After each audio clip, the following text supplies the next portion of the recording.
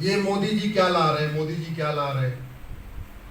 तो उनको ये बताना चाहता हूं, ये यूसीसी मोदी जी से 2 साल बड़ा है। मोदी जी की डेट ऑफ बर्थ 17 सितंबर 1950 है। यूसीसी की डेट ऑफ बर्थ 23 नवंबर 1948। 2 साल बड़ा है पूरा। 23 नवंबर 1948 को यूसीसी हमारे कॉन्स्टिट्यूशन का पार्ट हो गया, यानी मोदी जी से लगभग 2 साल बड़ा। तो मोदी जी नहीं ला रहे इसको, बाबा साहब अम्बेडकर, सरदार पटेल, मौलाना कलाम, रफी अहमद किदवई, अलादी कृष्णा अय्यर, श्यामा प्रसाद मुखर्जी ये ले आए। जो लोग नहीं लाए उन्होंने अपनी ओथ के साथ मक्कारी किया, उन्होंने धोखा किया, उनको जो काम करना था वो नहीं किया। डॉक्टर अगर इलाज न करे तो अच्छा डॉक्टर नहीं मान सकते। ड्राइवर ठीक से गाड़ी न चलाए तो उसको अच्छा ड्राइवर नहीं कह सकते। मिस्त्री ठीक से घर न बनाए तो उसको अच्छा मिस्त्री नहीं कह सकते। वैसे ही सांसद विधायक जिसको लॉ मेकर कहते हैं, अगर वो लॉ न बनाए तो उसको हम अच्छा सांसद नहीं कह सकते। अनफॉर्चुनेटली अब तक 15 लोग प्रधानमंत्री हुए, मोदी जी 15वें भारतीय हैं जो प्रधानमंत्री बने हैं। मोदी जी ने इच्छा शक्ति दिखाई है, हमें उनका स्वागत करना चाहिए, उनके साथ खड़े जाना चाहिए। जहां तक यूसीसी के बारे में भ्रांतियां हैं, यूसीसी कोई ये कॉमन ड्रेस कोड नहीं है कि सबका कपड़ा एक हो जाएगा। ये क्या आ रहा है? Common civil code. ये कॉमन फूड कोड भी नहीं है, सबका खाना एक हो जाएगा। ये क्या आ रहा है? कॉमन, जोर से बोलिए जरा, कॉमन सिविल कोड। ये कॉमन आइडेंटिटी कोड भी नहीं कि सबकी आइडेंटिटी खत्म हो जाएगी, सबकी आइडेंटिटी एक हो जाएगी। ये क्या आ रहा है? Common civil code. ये कॉमन लैंग्वेज कोड भी नहीं कि सबकी भाषा एक हो जाएगी। ये क्या आ रहा है? Common civil code. ये कॉमन कस्टम कोड भी नहीं आ रहा है कि सबका कस्टम एक हो जाएगा। ये क्या आ रहा है? Common civil code. तो यानी कॉमन सिविल कोड से ना लोगों का कपड़ा बदलेगा, ना लोगों की भाषा बदलेगी, ना लोगों की आइडेंटिटी बदलेगी, ना ये कॉमन प्रेयर कोड भी नहीं आ रहा है कि लोगों की पूजा पद्धति बदल जाएगी। ये कॉमन रिलीजियस कोड भी नहीं आ रहा है कि लोगों का रिलीजन सबका एक हो जाएगा। तो ना कपड़ा बदलेगा, ना रोटी बदलेगी, ना मकान बदलेगा, ना भाषा बदलेगी, ना आइडेंटिटी बदलेगा, ना तीज त्योहार बदलेगा, ना जीवन जीने की तरीका बदलेगा। ये सब कुछ नहीं बदलेगा। विरोधी इसके बारे में ऐसी बातें फैला रहे। एक बैरिस्टर है तो बार बार कह रहा है एचयूएफ का क्या होगा, सुना होगा। वैसे बहुत सारे लोगों को एचयूएफ पहले पता ही नहीं था। जब से उस बैरिस्टर ने बोला आप लोग एचयूएफ को गूगल करके देखना चाहिए, एचयूएफ होती क्या है। आप में से कितने लोगों का एचयूएफ अकाउंट है जरा बताइए? 1-2 लोगों का बस। इतनी बड़ी संख्या में 2 परिवारों के पास एचयूएफ अकाउंट है। इनफैक्ट हमने भी नहीं खोला था पहले। बैरिस्टर के बाद हमने सोचा खोल दूं क्या, 5 लाख का फायदा मैं भी ले लेता। पहली बात तो एचयूएफ इनकम टैक्स का पार्ट है, इनकम टैक्स एक्ट में छूट है। तो एचयूएफ होगा या नहीं होगा ये तो तब डिसाइड होगा जब कॉमन टैक्स कोड आएगा। जो मैंने कहा 1 नेशन 1 टैक्स कोड आएगा तो एचयूएफ अपने आप ही खत्म हो जाएगा। जब सारे टैक्स खत्म होंगे तो टैक्स से छूट भी खत्म हो जाएगी। जब इनकम टैक्स खत्म हो जाएगा तो एचयूएफ भी खत्म हो जाएगी। होगा कि नहीं होगा? तो इसलिए तो मैं कुछ बैरिस्टर से एक बार मैंने डिबेट में कहा एक काम करो तुम 1 नेशन 1 टैक्स की मांग करो, एचयूएफ अपने आप ही खत्म हो जाएगा। लेकिन वो चालाक है, वो सोच रहा है अगर 1 नेशन 1 टैक्स हो गया तो हमारी दुकान भी बंद हो जाएगी। तो वो एचयूएफ की बात कर रहा है, 1 नेशन 1 टैक्स ही नहीं करता। Common civil code in fact Hindu Jain Bauddh Sikh को कोई फायदा नहीं। जो लोग कॉमन सिविल कोड की डिमांड कर रहे हैं उनको कोई फायदा नहीं। जो लोग कॉमन सिविल कोड का विरोध कर रहे हैं इनफैक्ट उन्हीं को फायदा है। जो स्वस्थ है वो कह रहे दवा लाओ, बीमार कह रहा है दवा नहीं खाने देंगे। जिसके परिवार में बीमारी है वो कह रहा हमें हमारे घर वालों को ऐसे छोड़ दो, इनको ऐसे रहने दो, सड़ने दो, दवा मत दो। और जो लोग स्वस्थ हैं वो कह रहे भैया काम करो, हमारे पड़ोस वाला गड़बड़ है, इसकी तबीयत खराब है, इसको दवा दे दो। तो कॉमन सिविल कोड वैसे ही हो गया। कॉमन सिविल कोड से हिंदुओं केवल 1 फायदा, क्रिश्चियंस को 2 फायदा, पारसी को 3 फायदा है और मुस्लिम्स को 11 फायदा। 11 फायदा। जिसको 1 फायदा है वो कह रहा है कॉमन सिविल कोड लाओ, जिसको 11 फायदा आ रहा है उसके चाचा ताऊ कह रहे हैं कॉमन सिविल कोड मत ले आओ। वो कह रहे हैं ठीक है हमारे यहाँ विकलांग है, अपाहिज है, हमारे यहाँ माल न्यूट्रिशन है, कुपोषण है, आप इसको ऐसे चलने दो, काहे इनको आप अच्छी वाला खुराक दे रहे हो, मत दो, क्योंकि उससे उनकी दुकान चलती रहेगी। कॉमन सिविल कोड आएगा, एज ऑफ मैरिज एक समान हो जाएगी, शादी विवाह की मिनिमम एज ऑफ मैरिज समान हो जाएगी। हिंदू जैन बौद्ध सिख में पहले मिनिमम 18 साल है। फायदा किसको हुआ? जिसका 9 साल है।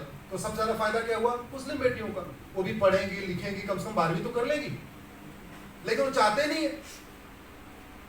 और वो बैरिस्टर जिस संस्था का सदस्य है, वो संस्था हमारी हर पीआईएल का विरोध करने सुप्रीम कोर्ट आती है, उसका ट्रैक रिकॉर्ड यही है। और वो भूतपूर्व कानून मंत्री को एंगेज करती है। हमारी हर पीआईएल, मैंने 4 शादी चैलेंज किया, वो संस्था आ गई, कानून मंत्री जी आ गए।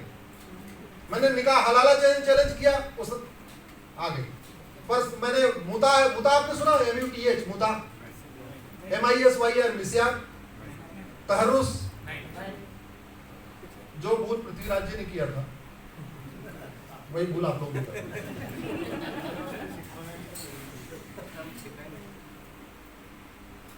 कुछ कुरीतियां भारत में चल रही हैं, वो कुरीतियां कॉमन सिविल कोड से खत्म हो जाएंगी, लेकिन वो कुरीतियां मुस्लिम्स किस में चल रही हैं। तो स्वाभाविक सी बात है, कॉमन सिविल कोड का फायदा उन्हीं को होगा।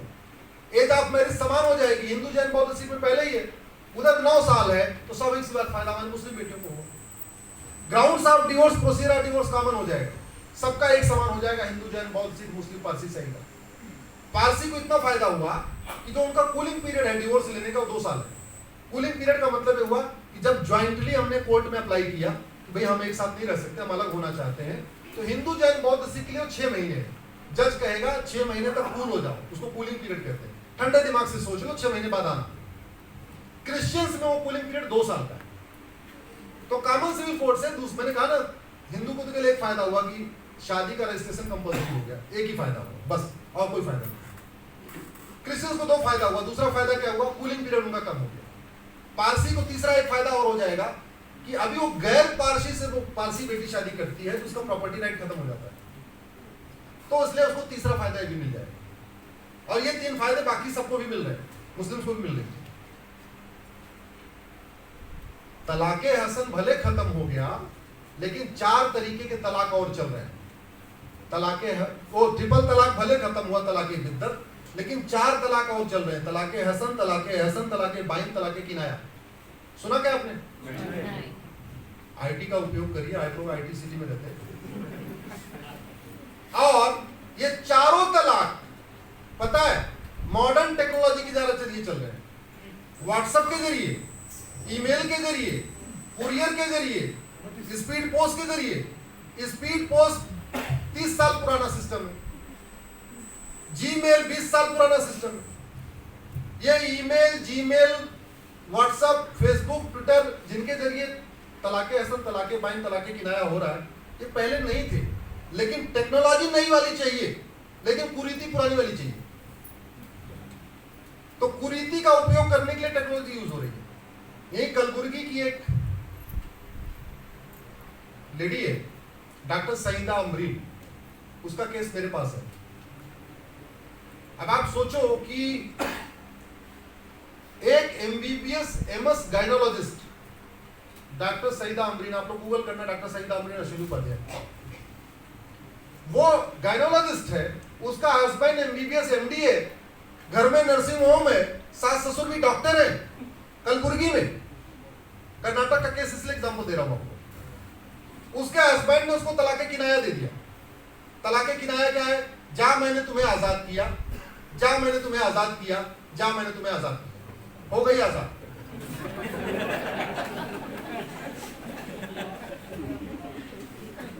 एक और इंटरेस्टिंग केस, आप गूगल करना, बेनजीर हिना अश्विनी उपाध्याय। बेनजीर हिना रिपब्लिक में जर्नलिस्ट है, रिपब्लिक टीवी में, नोएडा में रहती है। मैं गांव देहात का एग्जांपल नहीं दे रहा हूं, मैं आपको वो एग्जांपल दे रहा हूं जिस एरिया में आप रहते हैं, आप समझ सकते हैं। आप उससे ये भी आइडिया लगा लो कि गांव में क्या हो रहा होगा, शहरों में ऐसा हो रहा, पढ़े लिखे लोग ऐसे काम कर रहे हैं। उसका हस्बैंड एडवोकेट है, उसने उसको 3 चिट्ठी भेजी, नहीं 2 चिट्ठी भेजी, तीसरा तो जीमेल कर दिया, मैं तुम्हें तलाके हसन देता हूं, और उस चिट्ठी पे साइन नहीं। बिना साइन की हुई चिट्ठी स्पीड पोस्ट से भेज दिया 30 अप्रैल 2022 को, दूसरी भेज दिया 30 मई 2022 को, और फिर 30 जून को जीमेल कर दिया मैं तुम्हें तलाके हसन देता। वो बेटी गई काजी के पास, बोला जी 3 चिट्ठी आई, बोले हाँ तुम्हारा तलाक हो गया। बोले हम कहा जाए, हमारा 8 महीने का बच्चा लेके, बोले तलाक हो गया। पुलिस के पास गई, बोले पुलिस बोला हम तो कुछ नहीं कर सकते जी, आपके शरीयत एक्ट में है जी। बाद में उसने उसको व्हाट्सएप को पेटीएम यूज किया। पेटीएम कितना पुराना, वो भी 20 साल 30 साल। पेटीएम पे मेहर की रकम भेज दिया 15,000 रुपए, 5,000 रुपए पर महीने के हिसाब से, 3 महीने मेहर की रकम दी जाती है। 8 महीने का बच्चा अली नाम है उसका, उसको 2,000 रुपए भेज दिया, बोले दूध का खर्चा।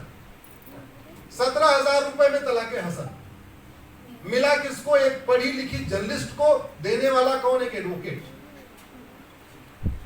तो यूसीसी आएगा, ये खत्म हो जाएगा। ग्राउंड्स ऑफ डिवोर्स सबका कॉमन हो जाएगा।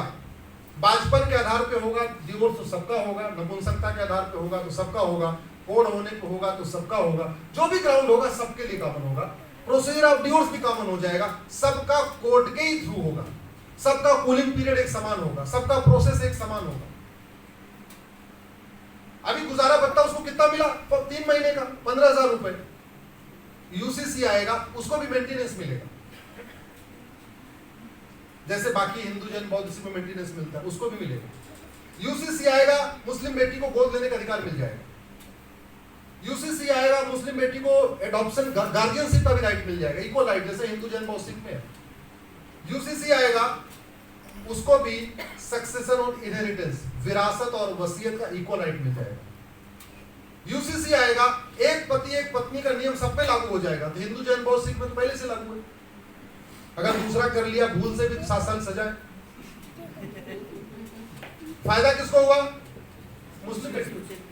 और इस पर्सनल लॉ का कैसे मिसयूज होता है, इसका एक क्लासिक एग्जांपल मुझे अभी कुछ दिन पहले पता चला। सबसे कम टाइम में इस्लाम एडॉप्ट करने वाले भारत के 2 महापुरुष जानते हैं आप कौन है, धर्मेंद्र और हेमा मालिनी। धर्मेंद्र की शादी हो रखी थी, उनको हेमा मालिनी से शादी करना था। दोपहर में 12-1 बजे वो इस्लाम कबूल किए, अब्दुल बन गए, हेमा मालिनी आयशा बन गई, और अगले दिन सुबह घर वापसी कर लिए। भारत में सबसे शॉर्ट टर्म में घर वापसी किसकी हुई है, धर्मेंद्र और केवल 12 घंटे के लिए मुस्लिम बने, और 12 घंटे फिर वापस आके बोले नहीं इस्लाम छोड़ रहे हैं। तब यही वही, हम धर्मेंद्र ठीक है, हेमा मालिनी ठीक है। यूसीसी, अगर यूसीसी होता तो धर्मेंद्र को 7 साल सजा होती। अब इसको फायदा मानिए नुकसान मानिए, आप लोग तय कर लीजिए कि ये यूसीसी होना चाहिए कि नहीं होना चाहिए। यूसीसी आएगा, माता पिता की देखभाल का अधिकार सबको मिल जाएगा। मैंने जब पिटीशन फाइल किया तो मेरे पास एक श्रीनगर से फोन आया, अनंतनाग से, सुनिए उसका फोन आया, मुझे थैंक यू बोला, बोले साहब आपने बहुत अच्छा किया। हमने कहा तुम कहां से बोल रहे हैं, बोला जी कश्मीर अनंतनाग। तुम्हें क्या फायदा हो गया, बोले साहब मेरे मामा नहीं है और नाना अपनी पूरी प्रॉपर्टी, नाना बिजनेसमैन है, पूरी प्रॉपर्टी मुझे देना चाहते हैं लेकिन दे नहीं पा रहे। हमें 1/3 तो दे सकते हैं, उनकी 2/3 प्रॉपर्टी वक्त में चली जाएगी। तो आप कम से कम यूसीसी करा दोगे तो हमें पूरी प्रॉपर्टी अपने नाना की मिल जाएगी। मतलब गोद भी नहीं ले सकते और दामाद को भी नहीं दे सकते। सिस्टम आप सोचो हम कहां रह रहे हैं। और एक इंटरेस्टिंग बात जिस पे कभी चर्चा ही नहीं होती है, इस संविधान में आप सब लोग पढ़े लिखे हैं, हमारे जाने के बाद एक बार आर्टिकल 13 कॉन्स्टिट्यूशन ऑफ इंडिया पढ़ना, जरूर पढ़ना इसको। Article 13 of the constitution of India. Article 13 क्या कहता है कि 26 जनवरी 1950 को जब ये संविधान अडॉप्ट हो गया, जिसको हम रिपब्लिक डे कहते हैं, उस दिन से पहले बने हुए सारे कानून, सारे कस्टम, सारे रीति रिवाज, सारे नियम कानून जो कॉन्स्टिट्यूशन के इक्वलिटी जस्टिस के खिलाफ है, कॉन्स्टिट्यूशनल इथोस के खिलाफ है, वो खत्म हो गए। तो कायदे से शरीयत एक्ट तो 26 जनवरी 1950 को जिस दिन संविधान अडॉप्ट हुआ खत्म हो गया। ये तो हमारे मक्कार नेताओं के कारण अभी तक ये चल रहा है। एक डिक्लेरेशन करना था कि 1937 का शरीयत एक्ट आज खत्म हुआ, केवल डिक्लेयर करना था, और उसकी पावर देता है आर्टिकल 13। आप लोग पढ़ना, मैं चाहता हूं इस देश के जज, सांसद, विधायक, मंत्री, प्रोफेसर, जर्नलिस्ट एक बार आर्टिकल 13 पढ़ के देखें, उसमें लिखा क्या है। केवल नियम कानून नहीं, यह भी लिखा हुआ है जितनी रीतियां हैं, जितनी परंपराएं हैं जो फंडामेंटल राइट्स के खिलाफ है, जो भेदभाव करने वाली है, वो आज खत्म हो गई। तो शरीयत एक्ट तो इनफैक्ट टेक्निकली, लीगली 26 जनवरी 1950 में खत्म हुआ। उस मरे हुए सांप को हम ढोते रहे, उस मरे हुए सांप को हमने जिंदा किया हुआ है, वो तो खत्म हो चुका है। अंग्रेजों ने दो चीज के लिए कानून बनाया। कभी अंग्रेजों ने भारतीयों के लिए कोई कानून बनाया नहीं। जितने भी उन्होंने कानून बनाए उसमें से 1500 तो मोदी जी ने खत्म कर दिए। या तो उन्होंने लूटने के लिए बनाया, तो बांटने के लिए बनाया, या तो लूटने के लिए बनाया, तो बांटने के लिए। उसी लूटने और बांटने के अंतर्गत ये 1937 वाला शरीयत एक्ट भी बनाया। ये ना हमारी भारतीय संस्कृति से मेल खाता है, ना भारतीय परंपरा से मेल खाता है, ना भारतीय जीवन शैली से मेल खाता है, कहीं मेल ही नहीं खाता, लेकिन फिर भी उसको काट दिया। मतलब हलाला जैसी कुरीति, और उसको नाम दे दिया निकाह हलाला। निकाह जैसे शब्द को भी अपवित्र कर दिया। निकाह हलाला क्या है? बड़ा इंटरेस्टिंग केस अभी मुजफ्फरनगर में आया था, आपको पता है? इमराना वाला केस नहीं सुना? ध्यान से सुनिए। इमराना के ससुर ने इमराना के साथ रेप किया। उसका हस्बैंड अरब में रहता था, इमराना का। अगले दिन जब उसने चिल्लाई, सबको बताया कि मेरे ससुर ने मेरा रेप कर दिया, तो पता है बैठक में क्या बोले? ये तो तुम्हारा शौहर हो गया। बोले ये हमारा ससुर मेरा शौहर हो गया, तो मेरा हस्बैंड क्या हुआ?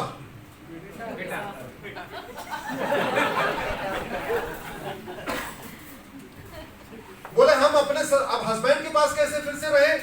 बोले किसी और के साथ निकाह करना पड़ेगा। तो एक बार तो ससुर ने रेप कर दिया, अब किसी और के साथ तुम्हें रेप कराना है।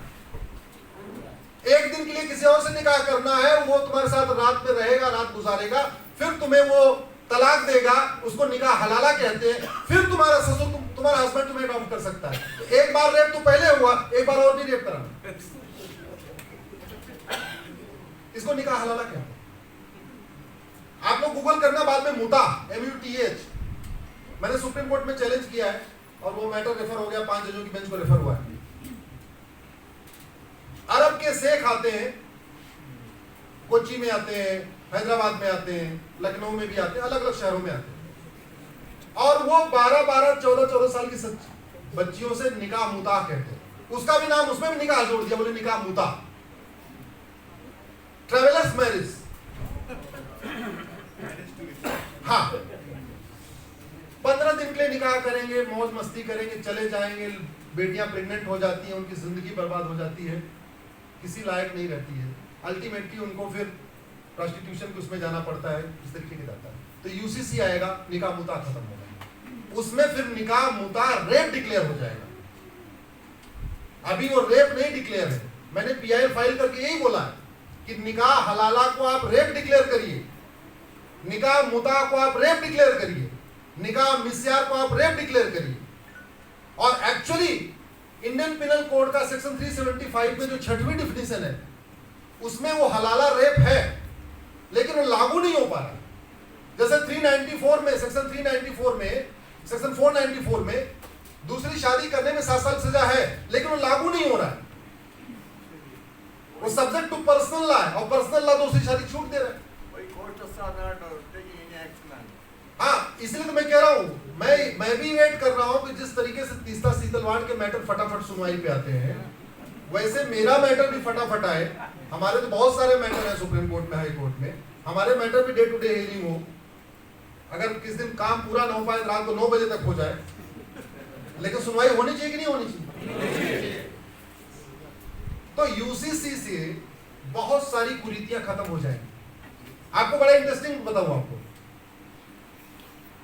अब बच्चा हुआ नहीं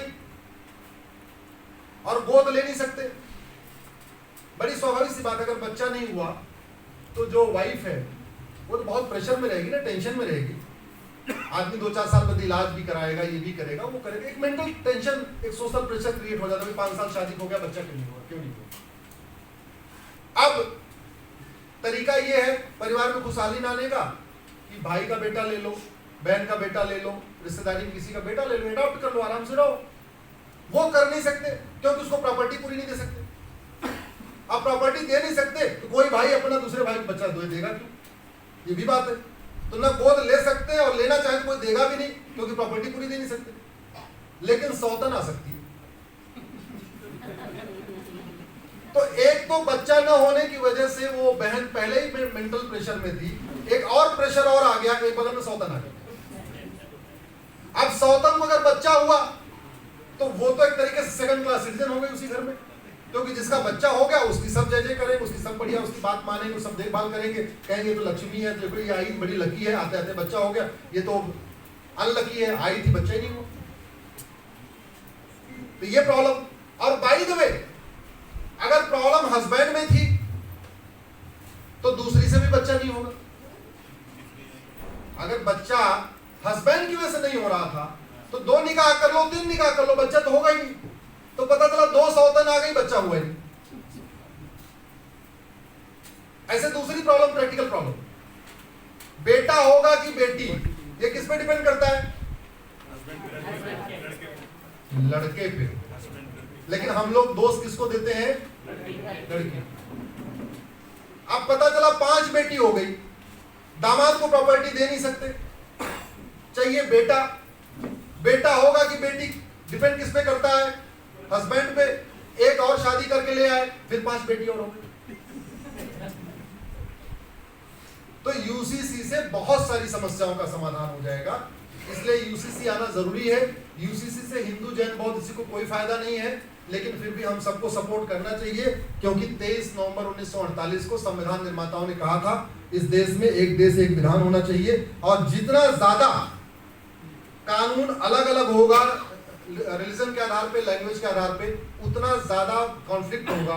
जितना ज्यादा वन नेशन वन लॉ होगा, one nation one penal code, one nation one tax code, one nation one civil code, one nation one education code, one nation one population code, जितना ज्यादा एक कानून होगा उतना ज्यादा देश की एकता अखंडता मजबूत होगी। इसलिए हम सबको इसका समर्थन करना चाहिए। मामला कोर्ट में चल रहा है, लॉ कमीशन ने अपना सुझाव मांग, अभी चल रहे हैं, डेट उन्होंने एक्सटेंड किया है। अगर आप लोगों ने अपना सुझाव न दिया हो तो एक बार कम से कम अपनी ओपिनियन भेज दीजिए ईमेल पे, लॉगिन करके वहां पे लॉ कमीशन की वेबसाइट पे जाके। इससे देश की एकता अखंडता मजबूत होगी, ये मैं कह सकता हूँ। धन्यवाद।